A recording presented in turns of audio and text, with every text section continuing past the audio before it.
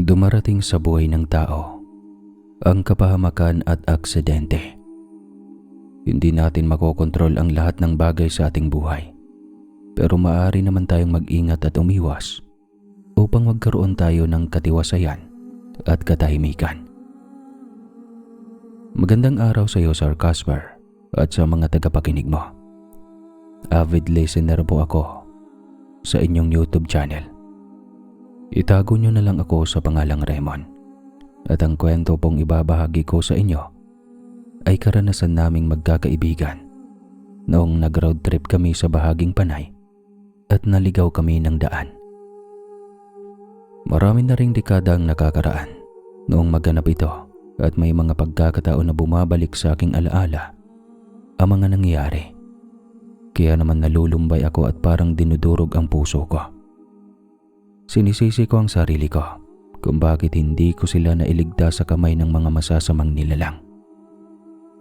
Sisimulan ko ang kwento ko noong mga panahong nasa 23 taong gulang pa lamang ako at nagtatrabaho sa isang opisina ng pabrika. Binata pa ako at mayroon akong naging 3 kaibigan na sina Dian, Leonard at Andrew. Nakilala ko sila sa isang restaurant na pinagtatrabahuan din ng aking pinsan. May kaya sila sa buhay. Ang pinakamayaman sa kanila ay si Dian. Sa katunayan nga ay uniko-iho ito at sunod siya sa luho. Nakukuha niya sa madaling paraan ang mga bagay na pinapangarap niya. Kahit naman sunod sa layaw si Dian, ay hindi siya mapagmataas at matapobre. Mayroon siyang kababaang loob at marunong makisama. Walang masamang tinapay kay Dian. Galante rin siyang kaibigan. Kaya naman tuwang-tuwa akong maging kaibigan niya. Isang araw noon, nagdesisyon ako mag-leave sa trabaho at magbakasyon sa aming probinsya na sakop lang rin ng Panay. Tamang-tama at gustong makakasama ko ang mga kaibigan ko sapagkat may bahay bakasyonan pala ang pamilya ni Dian sa probinsya namin at dala pa niya ang kanyang bagong magarang kotse. Small world pa at doon mismo sa lugar namin matatagpuan ang bahay bakasyonan ni Dian. Siguradong may plano siyang mag-road trip dahil libangan niyang gumala.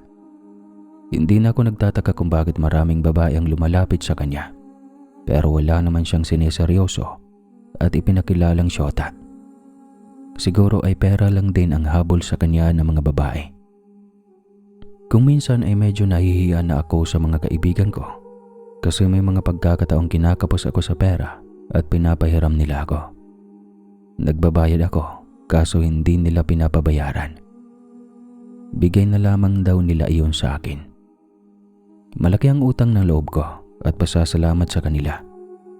Kaya kahit sa maliit na pabor na hinihiling nila ay pinagbibigyan ko sila. Simula nga noong magkakilala at maging magkakaibigan kaming magkakatrabaho, ay may mga araw kaming nagro-road trip sa mga ruta na si Dian lamang ang may alam. Napag-alaman ko pa na noon palang kabataan ni Dian ay mahilig palang mag-road trip ang pamilya niya. Nagbabaon sila ng makakain at may iinom. Dahil naalala niya noong bata pa siya, nabili ng kanyang yumaong lola na huwag kakain o bibili sa mga tindahan o karinderya na matatagpuan sa bahagi ng mga liblib na lugar tuwing nagro-road trip, sapagkat balita rin noon sa kanila ang pag-iral ng mga manlalason at mga mangkukulam. Tumatak iyon sa isip ng kaibigan ko, kaya kahit kailan ay hindi siya bumibili ng mga pagkain sa tuwing nagro-road trip siya sa Panay. Wala kaming mga nobya pero kontento kami sa buhay pagiging binata noon. Marahil ay hindi pa namin panahon upang umibig at pumasok sa seryosong relasyon. Sapat na sa aming gumala at magkasama-samang magkakaibigan. Kahit sa mga simpleng gawain, hindi naman tutol ang aking mga magulang sa pakikipagkaibigan ko sa kanila. Basta't hinay-hinay lamang daw ako at huwag magpakasosyal dahil may kaya sila sa buhay. At wala silang pakialam kahit magwalda sila ng pera. Nung una ay masaya kahit nakakapagod ang aming pagbibiyahe. Pero sumapit ang isang dapit hapon at niyaya kaming mag-road trip ni Dian. May pupuntahan pala silang kaarawan ng kanyang pinsan at noong medyo maaga pa ay naisipan niyang lumiko ng daan sa isang masukal at madamong daan. Nasa highway kami noon nang may masabat kaming bukid at nasa tabi niyon ang isang lalaking nakatingin sa amin. Nagulat pa ako dahil wala akong ibang makitang sasakyang dumadaan sa highway samantalang hindi pa man masyadong gumagabi. Naisip ko na baka kami lamang ang dumaan doon at hindi talaga iyon dinadaanan ng ibang sasakyan. Napuno ako ng kuryosidad kung bakit inabot ng ganong oras ang lalaki sa pagsasaka. Ngunit nakaramdam ako ng kakaibang takot noong mapagmasdan ko ang kanyang mga mata at napagtanto ko na hindi siya magsasaka. Para bang nagliliyab sa galit ang mga mata nito, titig na titig sa aming magkakaibigan. Medyo nakaramdam kami ng takot kaya pinaharurot ni Dian ang kanyang sasakyan at sa kasamaang palad ay hindi na niya malaman ang daan pabalik sa bahay ng kanyang pinsan. Nagdire-diretso kami sa pagmamaneho at direkta siyang nakatingin sa daan hanggang sa makalayo kami sa bukid na yon. Doon pa lang ay nakahinga ako ng maayos. Medyo madilim at walang mga ilaw ang bawat poste. Isa pa ay lumubog na ang araw kaya kinakailangan ni Dian na gumamit ng ilaw sa unahan ng kotse upang makita namin ang daanan. Hindi pa man lang natatagalan ay may nadaanan kaming isang sira at lumang bahay kung saan nasumpungan na naman namin ang isang misteryosong lalaki. Sa pagkakataong iyon ay mayroon siyang kinakain sa tabi ng bahay. Napamura ang kaibigan naming si Leonard. Anak ng mga pare, anong kinakain ng lalaki? Nagkibit balikat ako. Ewan ko, siguro ay ligaw na hayop. Napuno ng kuryosidad si Dian. Sinusuri niya kung ano ang kinakain nito. Kaso lang sa kasamaang palad ay aksidenteng natapatan ng ilaw ng sasakyan ang lalaki. Laking gulat naman namin nang makita ang lalaki na puno ng dugo ang bibig. Namumula ang mga mata at malalago ang mga balahibo sa buong katawan. Para bang umangil ito at tinapunan kami ng masamang tingin. Kaya nagmadaling minaobra ni Dian at pinaharurot ang sasakyan. Nataranta kaming lahat at naisip ko na baka aswang ang lalaking nakita namin. Posibleng tao ang kinakain niya o di kaya hayop. At tiyak na susundan niya kami upang patayin. Wala kaming kamalay-malay na sa mga oras na yon ay binagat na pala kami. Nakipagtalaw pa si Leonard kay Dian. Pare, bumalik tayo sa lugar na dinaanan natin. Sigurado akong may shortcut doon, papunta sa bahay ng pinsan mo. Tumanggi si Dian. Paliwanag niya na kung babalik kami sa lugar na aming dinaanan, ay baka sugurin kami ng lalaki at mapadali ang buhay naming magkakaibigan. Hindi pa rin tumigil si Leonard. Sinisisi niya si Dian at sinabihan pa na kapag may nangyari sa aming masama ay kasalanan niya ang lahat. Doon na sumabog ang tensyon. Nag-umpisang magtaas ng boses si Dian at nagkamurahan pa silang dalawa. Mabuti na lamang at pinagdulungan namin silang awati ni Andrew bago pa kami maaksidente sa daan dulot ng kanilang pag-aaway. Sumandaling tumahimik ang bawat isa. Nakaramdam kami sa paligid ng biglang may paparating na luma at bulok na sasakyan sa aming bahaging likuran. Walang ano-ano'y binunggo nito ang likod ng aming sasakyan. Nagbandali kaming makausad pero sinasadya ng driver na sirain talaga ang kotse na aming sinakyan. Binunggo kami ng sasakyan at umaalog-alog ang aming kotse. Kung saan-saan kami napatama, nauuntog at napahampas pa ang mukha ko sa may bintana. Dulot ng malakas na pagkakabunggo sa amin. Nagalit at binulyawan ni Andrew ang taong bumubunggo sa amin. Subalit wala itong epekto. At nagpatuloy lamang ito sa kanyang ginagawa. Pilit nitong binubunggo ang aming likuran. At dahil doon ay nagpanik kaming magkakaibigan. Lalo na nang sumalida at nakipag-unahan sa amin ang driver nito. Maaaksidente kami. At tiyak na matsutsugay kami sa ginagawa ng driver. Hindi pa man natatagalan ay namilog ang mga mata namin nang makita na iyong mismong lalaki pala ang driver na nakita namin kanina. Ngumisi pa ito sa amin bago pinaharurot ang kanyang sasakyan.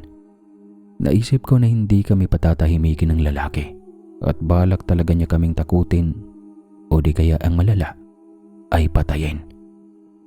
Kung mayroon lamang sana kaming hawak na telepono o ibang taong mahihinga ng tulong, ay siguradong makakarating iyon sa mga pulis. Hindi na kontrol ni Dian ang manabela. Nataranta siya kaya lumiko ang sasakyan namin. Sumalpok sa isang malaking kahoy. Inakala ko noon na mamamatay na kami.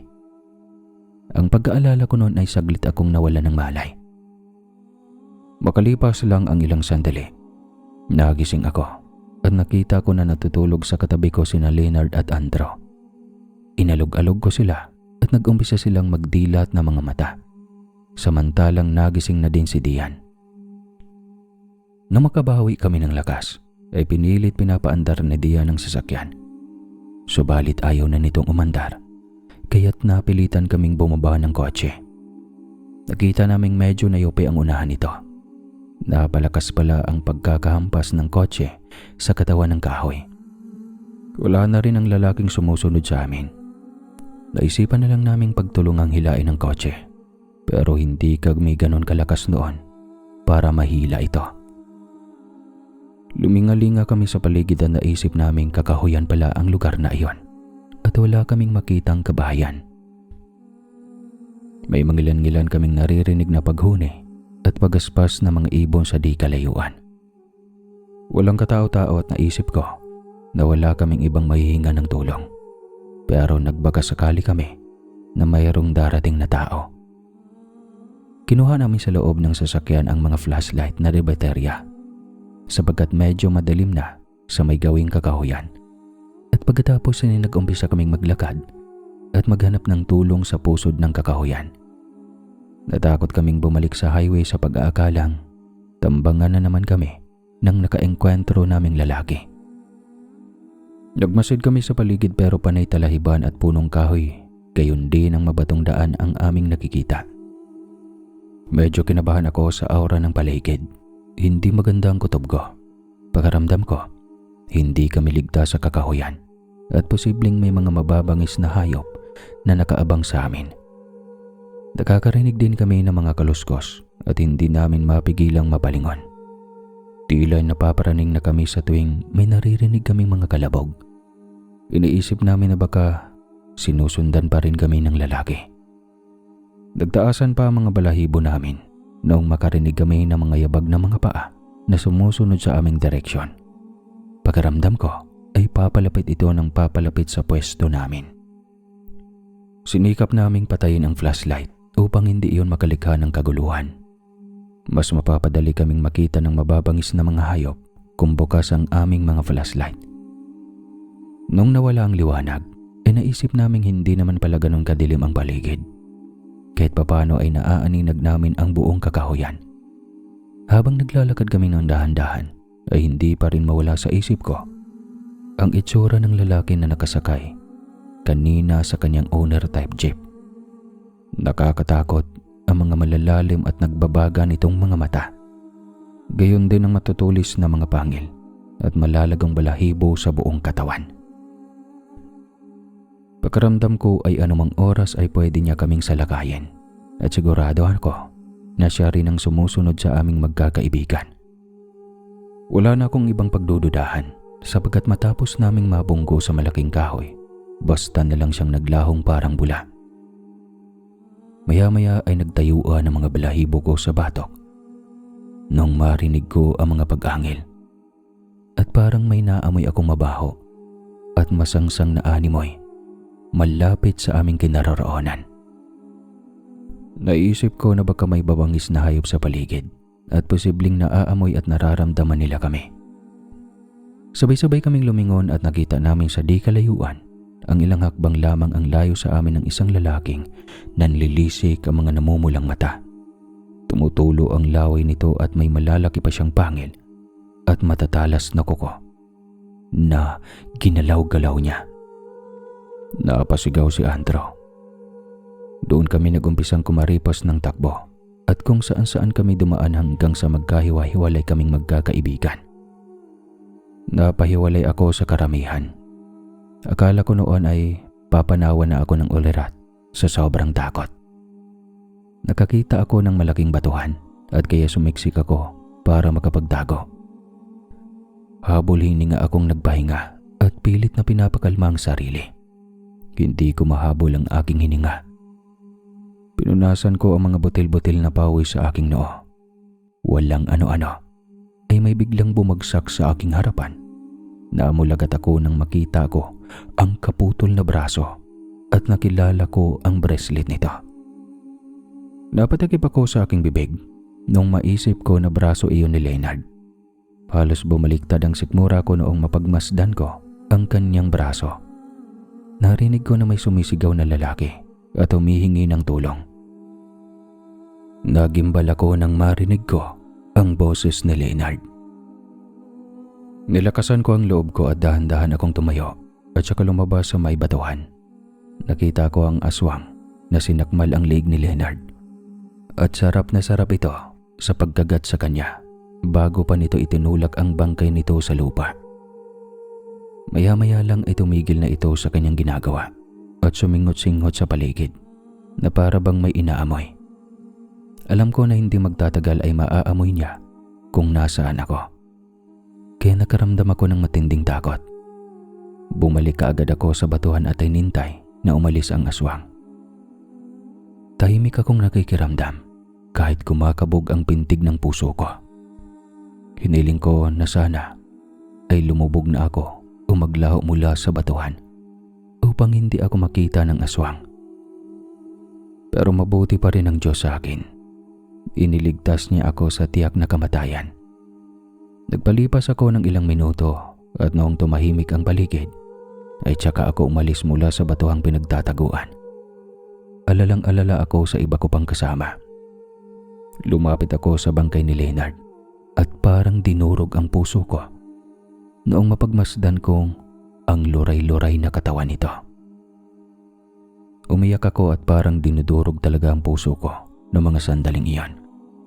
Hindi ko maintindihan ang sarili ko. Matagal ako bago nakabawi.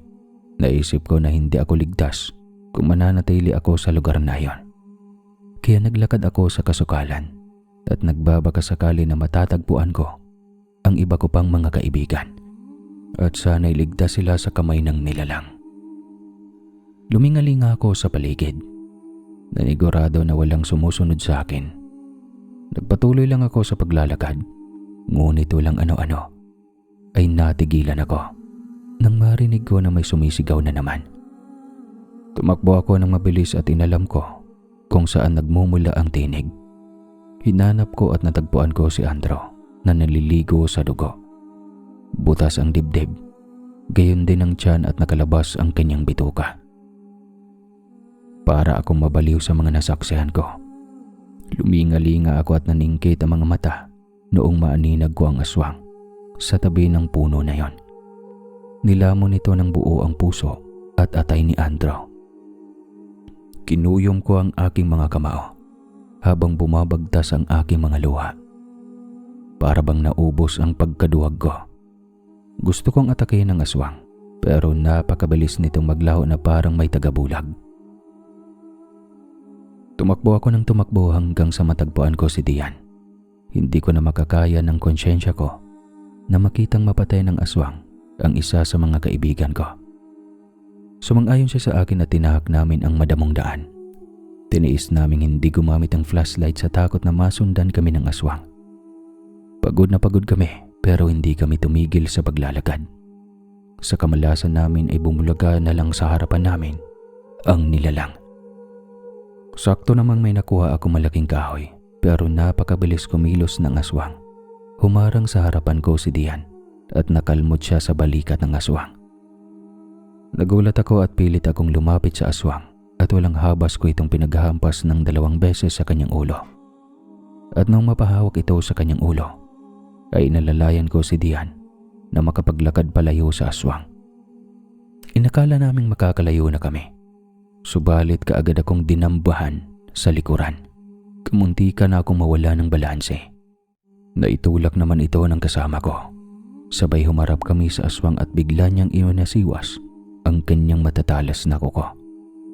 Isinalag namin ang aming mga kamay sa aming muka. Naisip ko na katapusan ko na at hindi ko na magagawang magpaalam sa aking pamilya. Hindi ko akalaing matatapos ang buhay ko sa isang kahindik-hindik na pangyayari. Subalit, nagkakamali pala ako sa aking akala. Makalipas ang ilang minuto ay nakarinig kami ng malalakas na putok ng baril.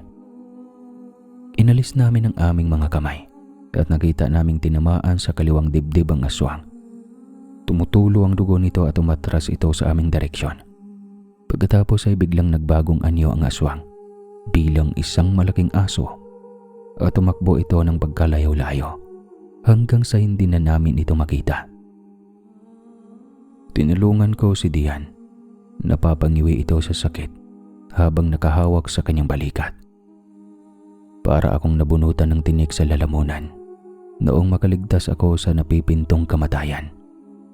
Nahagip ng aming paningin ang isang lalaking nakasuot ng salakot, gayon din ang pananamit nito bilang magsasaka. May hawak itong rifle at nakatingin siyang mabuti. Unti-unti itong lumapit sa amin at doon kami kinabahan ni Dian na baka barilin kami nito. Bahagya pa kaming umatras at nagbalak na tumakas.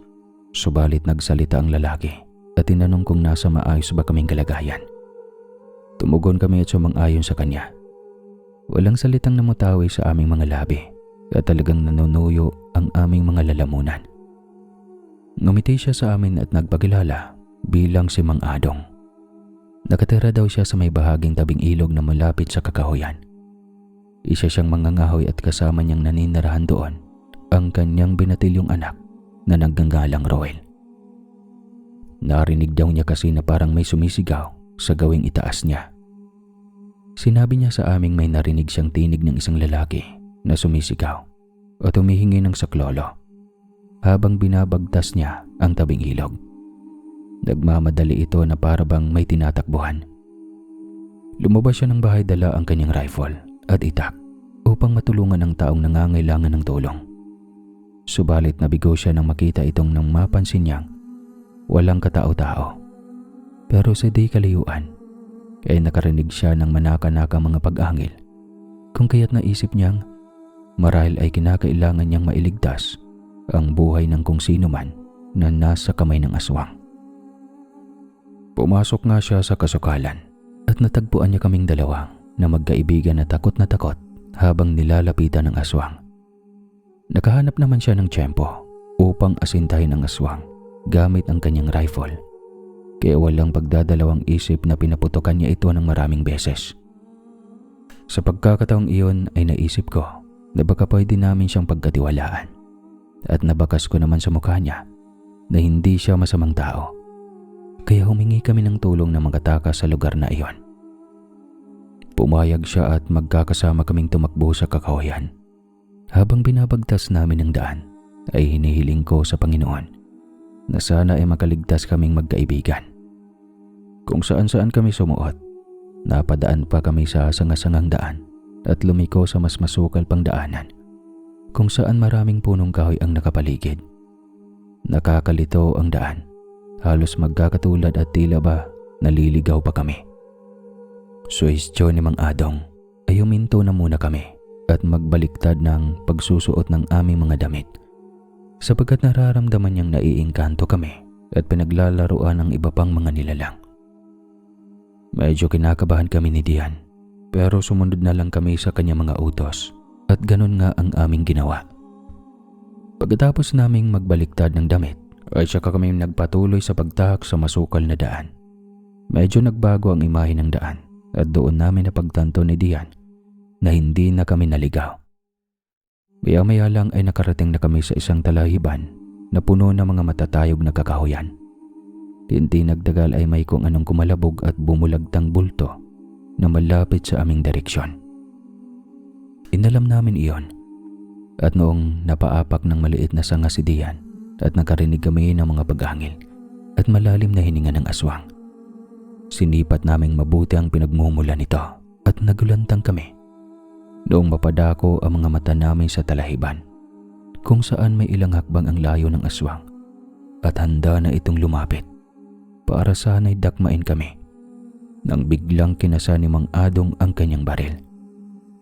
Itinapat sa nakadapang aswang at inasinta niya ito sa ulo bago ipinutok ang dekalibreng rifle.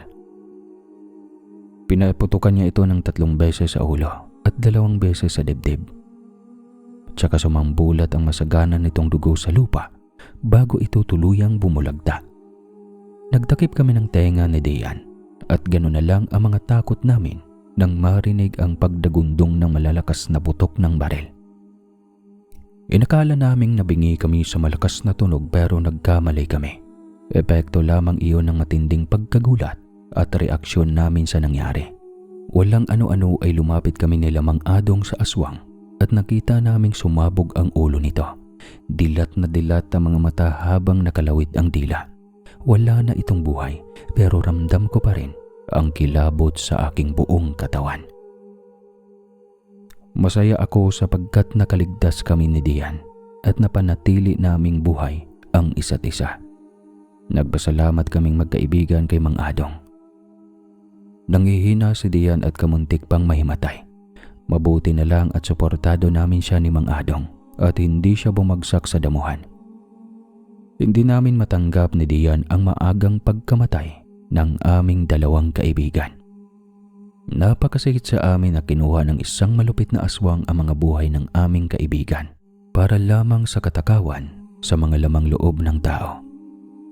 Maya-maya ay pinayuhan kami ng Mang Adong na manatili na muna at magpalipas ng magdamag sa kanyang kubo upang magamot ang aming mga sugat at sa kinabukasan ay tutulungan niya kaming makaalis sa lugar na iyon.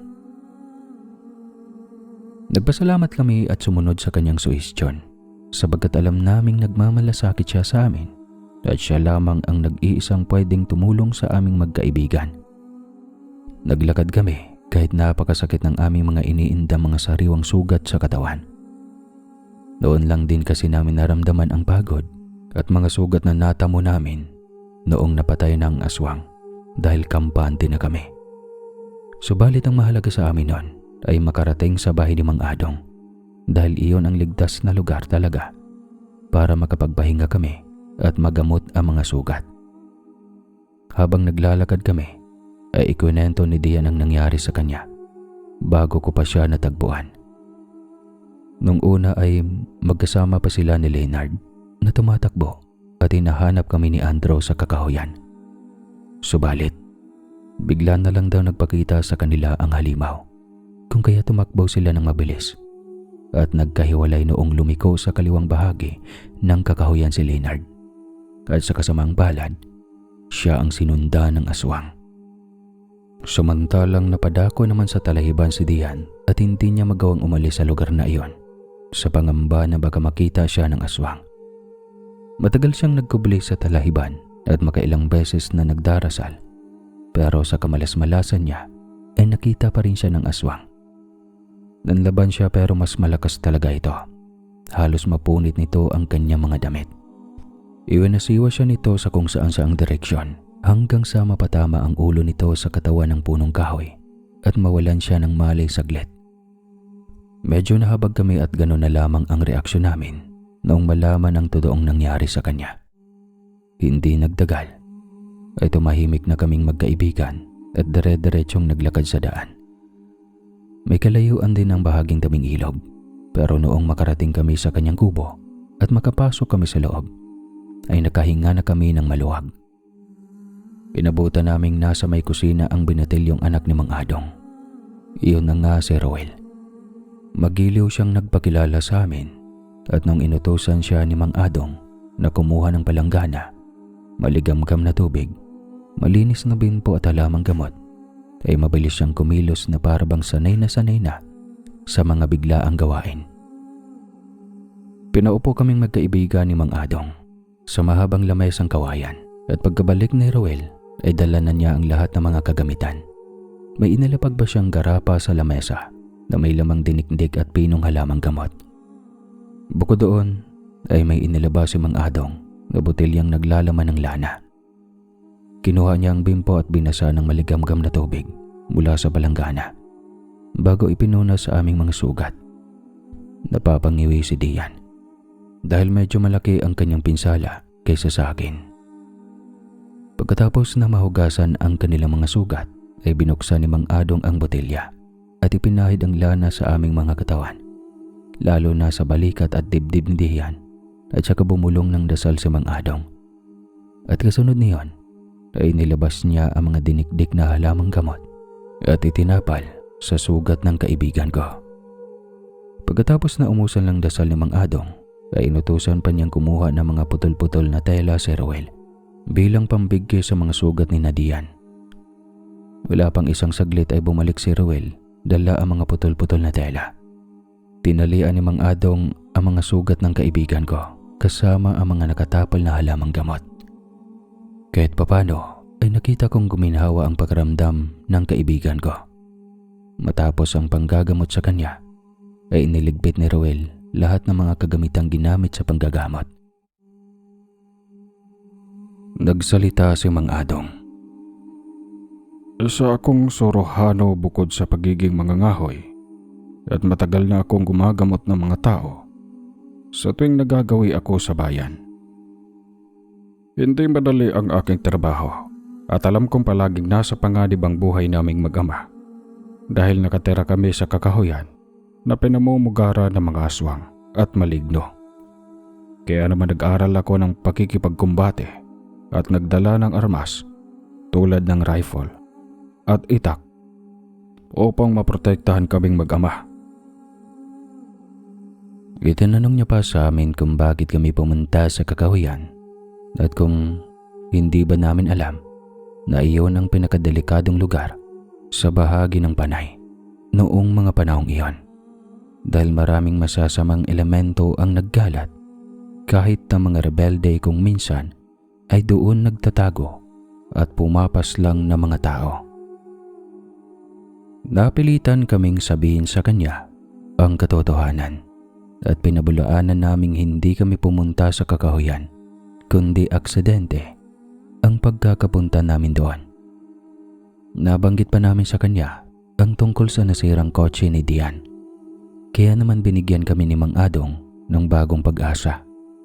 Ipinangako niyang tutulungan nila kaming magkaibigan na makauwi at maipaayos ang nasirang kotse sa kinabukasan. Nagpasalamat kami sa kabutihan niya sa amin. Maya ay pinakita niya sa amin ang silid ni Ruel at pinatabi sa kanyang anak. Mabait naman si Ruel at binigyan pa niya kami ng espasyo sa kama.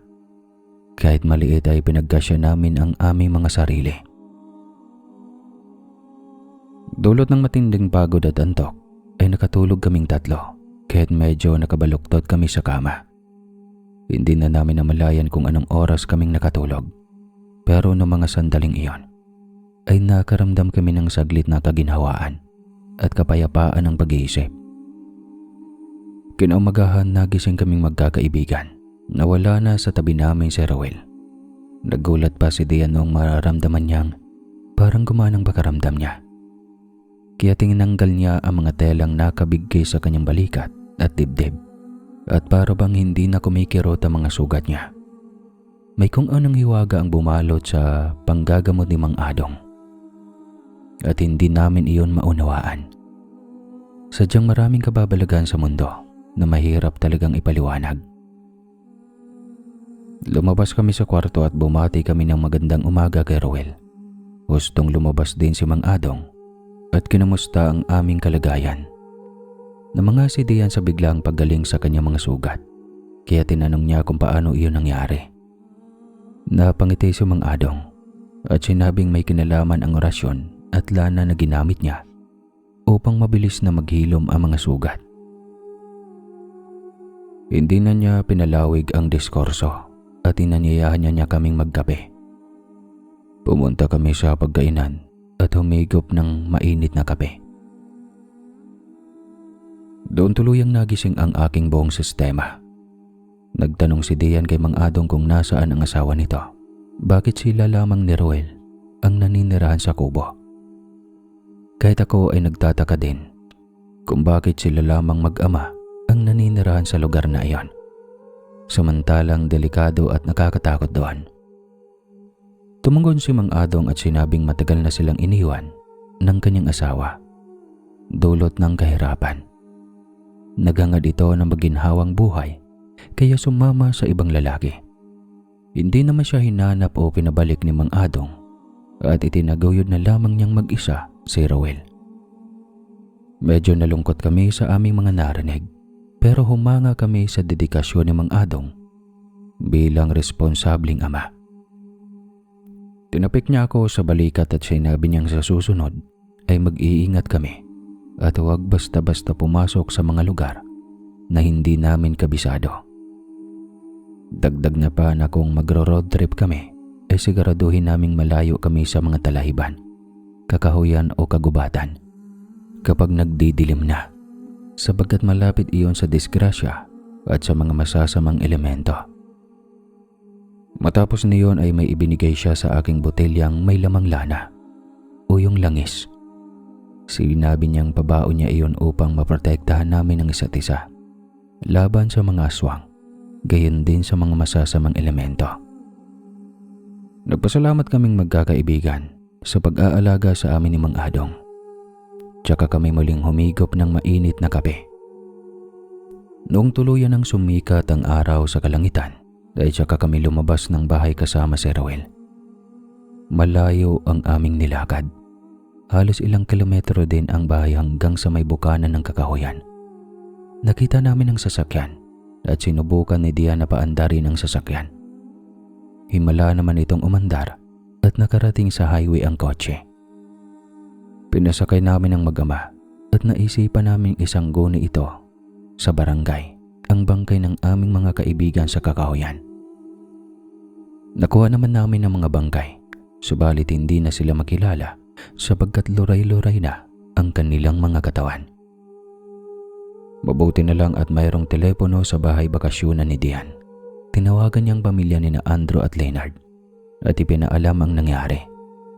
Kaya napilitan silang magtungo sa barangay na iyon. At doon pa lang, sinunog na ang kanilang mga bangkay. Mahina nakita mga magulang ni na Andrew at Leonard sa amin, lalo na kay Dian. Hindi man lang namin natulungan ang aming mga kaibigan kahit kami ay nagsisisi sapagkat kalasalanan din namin iyon. Matapos naming maglaan pa ng ilang araw ay nagpaalam kami sa aming mga kamag-anak at nagpasalamat kami sa mag-amang Mang Adong at Roel bago kami umalis at bumalik sa aming pinanggalingan. Simula noon ay hindi na kami kinamusta at kinausap ng pamilya ng aming mga namayapang kaibigan. Habang buhay nila kaming hindi patatawarin at mukhang kinikimkim lang nila ang sama ng loob sa amin. Nagpatuloy kami sa kanya-kanyang pamumuhay at pilit na ibinaon sa limot ang masasakit na alaala na sinapit ng aming dalawang kaibigan. Bumalik ako sa pagtatrabaho, gayon din ang kaibigan ko. Pero iniiwasan na naming mag-road trip sa malalayong lugar sapagkat masakit pa rin sa amin ang alaala ng trahedyang inabot nila Andrew at Leonard. Naging aral na sa amin na huwag magiging mapusok o maghangad ng masigit na kaligayahan na magdadala sa amin sa kamatayan. Sa tuwing sumasapit ang petsa ng araw ng kamatayan ni na Andrew at Leonard, ay nagkakasama kami ni Dian. Nagpapamisa kami at kumakain kami sa labas. Hindi namin mapigilang maging sentimental. Pero matapos ang ilang taon, ay naging positibo na rin kami sa buhay at natanggap na rin namin ang kamatayan ng aming mga kaibigan. Marahil ay iyon na ang tamang panahon upang bumitaw kami sa malagim na nakaraan at salubungin namin ang inaharap kahit mahirap. Inakala ko na matatapos na ang kalbaryo ko sa mga aswang, ngunit hindi pala. Dumating ang panahon na kailangan na naming harapin ang panibagong nakaambang pagsubok upang masukat ang tibay ng aking kalooban. Nagdaos ng reunion ang mga kamag-anak ng tatay ko sa may bahagi din na sakop ng Panay, na may kalayuan sa bahay bakasyunan nila ni Dian. Sa dinabi-nabi ng lugar ay doon pa mismo sa barangay na yon kung saan nagkaroon na kami ng bangungot. Ayoko na sanang sumama subalit mapilit ang tatay ko at baka magtampo pa daw ang kanyang mga kamag-anak kapag hindi kami kumpletong dumalo sa reunion. Wala na akong nagawa kaya buong pamilya kaming bumiyahe patungo doon. Mayroon na kaming kotse ng mga panahong iyon at ang tatay ko ang driver. Gabi na nang magtungo kami sa bahay ng aming kamag-anak. Nagbibiyahe kami noon nang biglang may nadaanan kami sa highway na isang babaeng nakahandusay sa daan. Duguan ito at tila na-hit and run. Walang ibang sasakyan ang dumadaan sa highway kaya wala kaming ibang mahinga ng tulong. Nagtatalo pa ang mga magulang ko kung bababa ba ang tatay ko upang tulungan ang babae at madala ito sa ospital. Maya-maya ay huminto ang aming kotse at bumaba nga ang tatay. Hindi ko mapigilang mag-alala, lalo pat bumalik sa alaala ko noong may makaengkwentro kaming aswang sa tabi ng daan. Kinuha ko sa bulsa ng bag ko ang ibinigay sa aking lana ni Mang Adong na simula nung nasa akin yon ay dala-dala ko ito kahit saan man ako magpunta. Pagkatapos ko makuha ay bumaba ako sa kotse upang pigilan ang tatay ko. Sinigawan ako ng nanay ko at pinapabalik sa loob ng kotse. Subalit hindi ako nakinig sa kanya. Lumapit ako sa tatay ko at laking gulat ko na bumangon ang babae. At hindi kaagad nakaiwas ang tatay ko, dulot ng matinding pagkagulat at pagkabigla. Ang babae ay namumula ang mga mata. Sabog-sabog ang makakapal na buhok. Mabangis ang muka at matatalas ang mga pangil. Dali-dali kong binuksan ang lana at hinila pa atras ang tatay ko bago pa siya madakma ng aswang. Papalapit na sa akin ang aswang kaya sinabuyan ko siya ng lana sa muka bago kami tumakbo ng tatay ko pabalik sa loob ng sasakyan. Mabuti na lang atos itong pagkabalik namin at pagkasarado ng pinto ay hindi kami inabutan ng aswang na nasusunog na ang muka. Pinaandaran ng tatay ko ang kotse at pinapaharurot. Nagmamadali siyang naghanap ng ibang rota pabalik. Sa awa ng Diyos ay hindi na kami nasundan ng aswang at may iba pa kaming dinaan ng lugar na mas malapit patungo sa aming kamag-anak. Habang nasa biyahe, ay itinanong sa akin ng tatay at nanay kung saan ko nakuha ang lana. Tumugon ako at sinabing pabaon nito sa akin ng isang manggagamot na nakilala ko noon at nagligtas sa amin noong nakaengkwentro kami ng aswang. Nagpasalamat sa akin ng mga magulang ko sapagkat nailigtas ko ang buhay ng aking ama. Nakarating naman kami ng matiwasay sa bahay ng kamag-anak ng tatay ko. May kalakihan pala ang bahay nito at halatang may kaya sa buhay. Doon ko palang nalaman na malaki pala ang kanilang angkan kumpara sa pamilya ng aking ina. Ipinaalam ng tatay ko sa mga kamag-anak niya ang sinapit namin sa isang aswang na nambibiktima ng mga driver at pasahero sa daan. Nabanggit din ng isa sa mga kamag-anak ng tatay ko na naengkwento na rin pala sa kanya ng kaibigan niya ang tungkol doon. Ayon dito, papauwi na sila galing sa inuman nang masabat nila sa daan ang nakahandusay na dugo ang babae. Pababayaan na sana nila ang babae, subalit naawa sila dito at nagbabagakasakali sila na maililigtas nila ito at madadala sa ospital. Subalit may paparating noong mga pulis kaya inisip nila na baka mapagbintangan pa sila na nakasagasa dito. Kaya ang ginawa nila ay umalis na lang sila at ipinaalam sa mga pulis na nadaanan lamang nila itong nakahandusay sa highway. Simula noon ay hindi na nagpapagapi pa ang kaibigan niya sa daan sa takot na makaengkwentro na naman ng dugo ang tao sa highway. Kumalat nga raw noon ang balita na aswang ang babae sa highway at nambibiktima ito ng mga driver at ginagawa nilang biktima. May mga insidente sa highway kung saan natatagpuan ng ibang pulis at mga residente ang bangkay ng mga tao na nakahandusay sa daan. Lasog-lasog ang mga katawan at nangangawala ang mga puso at atay. pero kadalasan noon ay mga hayop sa mga bukid-bukid na malapit lang din doon. Sa tuwing sumasapit ang hating gabi ay lumilitaw ito sa highway, kaya pinayuhan ang tatay ko ng kanyang kamag-anak na doon na kami matulog at sa umaga na lang kami bumiyahe upang makatiyak sa aming kaligtasan. Pumayag naman ang tatay ko.